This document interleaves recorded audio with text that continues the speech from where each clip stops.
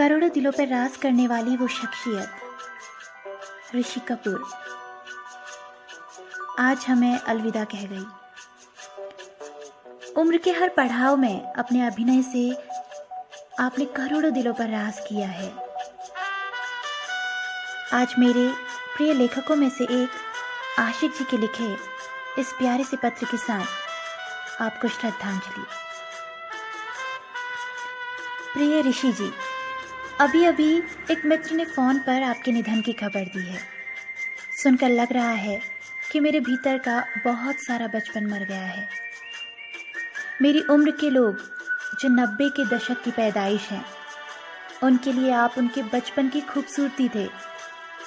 दूरदर्शन के दौर में बड़े हो रहे हम बच्चों के आप सबसे प्यारे, सबसे सुंदर, सबसे रुमानी अभिनेता हुआ करते थे।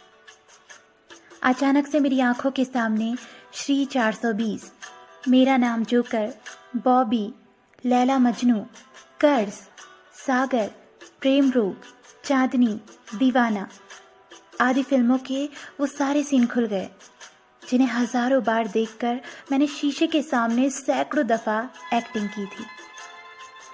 आप हिंदुस्तानी सिनेमा जगत के सबसे बड़े फिल्मी घराने कपूर खानदान के प्रतिनिधि सदस्य थे। आपके दादाजी पृथ्वीराज कपूर, आपके पिताजी राज कपूर की एक विरासत थी जिसे आप बखूबी पूरी जिम्मेदारी के साथ निभा रहे थे जीवन भर। यूँ तो आपके अभिनय, आपके जीवन, आपकी प्रेम कहानी पर तमाम तरह के लेख लिखे गए हैं और लिखे जाएंगे भी, लेकिन मैं आज एक प्रशंसक की तरह आपसे रूबरू होकर ये खत लिख रहा हूँ। मेरी सबसे पहली याद आपकी है तो फिल्म मेरा नाम जोकर की है।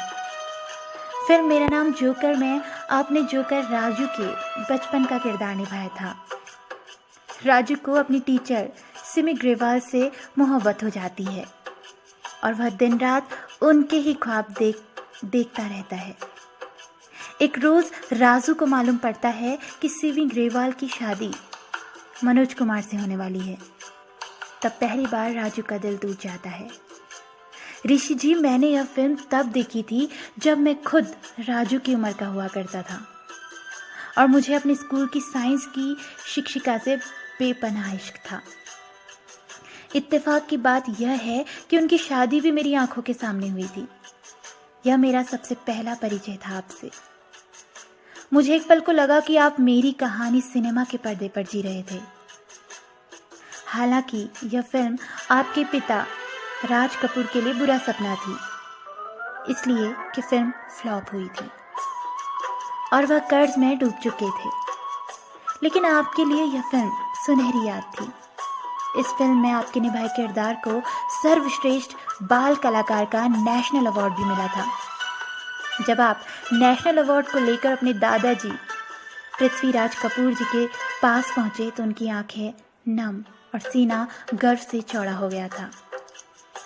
आपने यह चमत्कारिक क्षण इतनी कम उम्र में देखा, यह आपके पूर्वजों के पुण्य कर्म और आपकी मेहनत ही थी। आपसे दूसरी मुलाकात फिल्म बॉबी में हुई थी।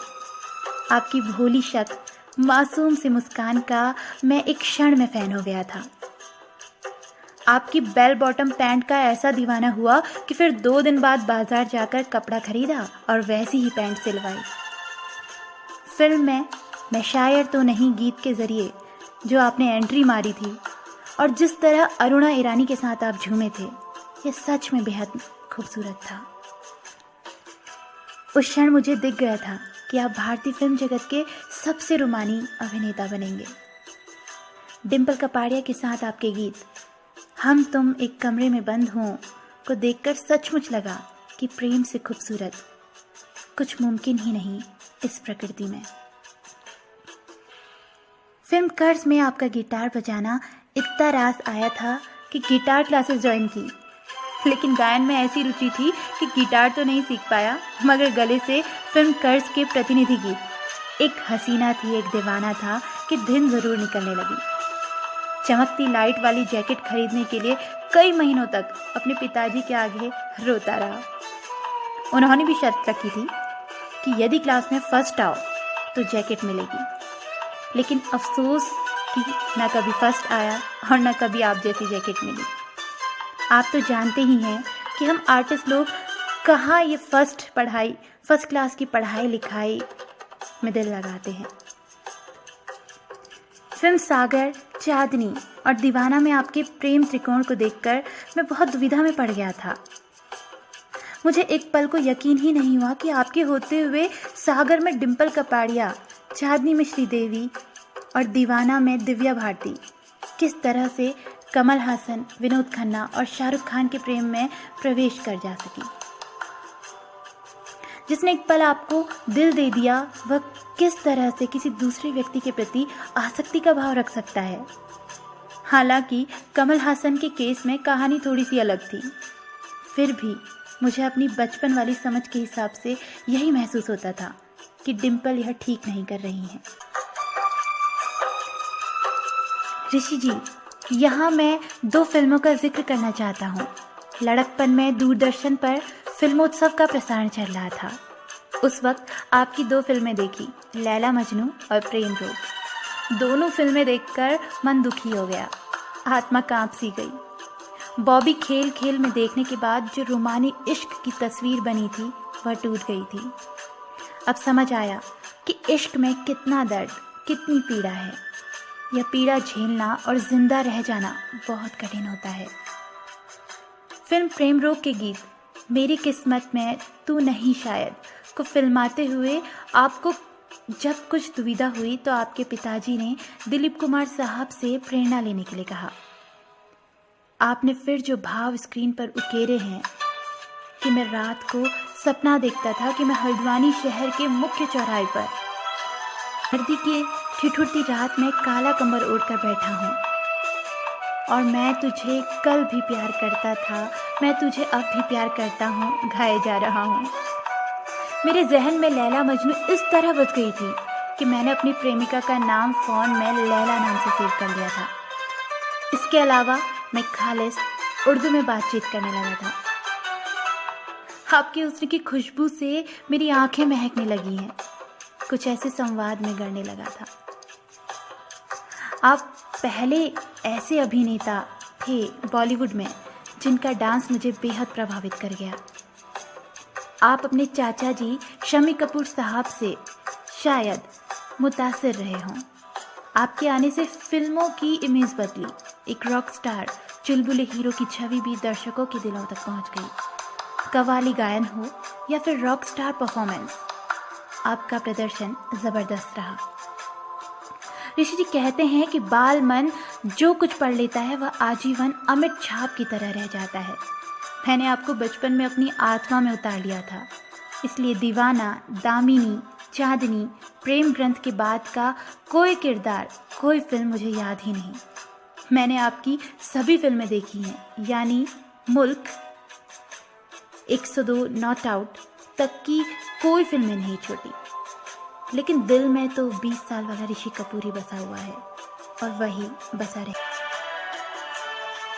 सबसे खूबसूरत है यह है कि जिस तरह आपने रिश्ते निभाए, आपका अपने पिता राज कपूर जी के साथ जो आत्मीय रिश्ता था वह आज भी आंखें नम कर देता है।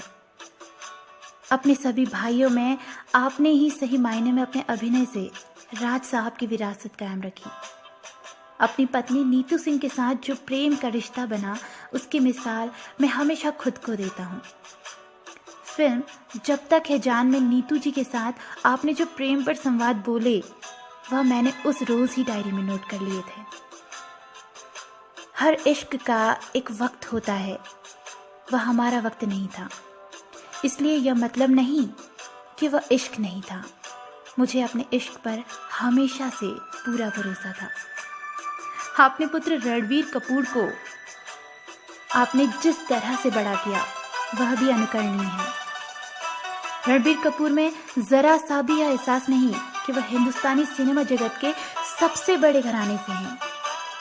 उन्हें भी अपनी पहली फिल्म के लिए निदेशक संजय लीला भंसाली के प्रोडक्शन हाउस की राह पकड़नी पड़ी।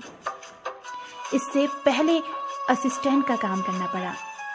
आपके पिता राज कपूर बताते थे कि आपको स्वयं राज साहब के ऑफिस में झाड़ू साफ सफाई करनी पड़ती थी। यही संस्कारों का एक पीढ़ी से अगली पीढ़ी तक पहुंचना ही तो भारतीयता है, जिसे आपने कायम रखा था। आज मन दुखी भी है और सुकून में भी है। दुखी इसलिए कि अभी आपकी कई और फिल्में देखने का मन में लालच था। सुकून इसीलिए कि शायद इस उम्र में कैंसर की असहनीय पीड़ा से मुक्ति आपको मिली। आपके लिए सर्वश्रेष्ठ इलाज, राहत प्रकृति की नज़र में शायद यही थी। मेरा यकीन है कि जब तक दुनिया में मोहब्बत है, हिंदी फिल्में हैं, लोग आपकी फिल्में देखकर प्रेम करना, प्रेम में जीना, प्रेम हो जाना सीखते रहेंगे। ढेर सारे प्यार के साथ नमन, ऋषि जी।